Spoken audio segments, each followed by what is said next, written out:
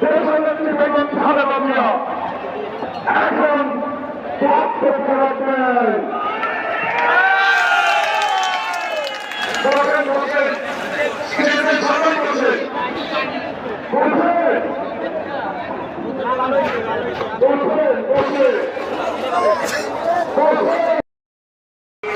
আগামী বাংলাদেশের জন্য, তরুণদের জন্য একটি নিরাপদ ভবিষ্যৎ আমরা করতে পারবো ইনশাআল্লাহ। সবাই যার যার এলাকায় জনগণের সঙ্গে থাকবে, জনগণকে সঙ্গে রাখবে।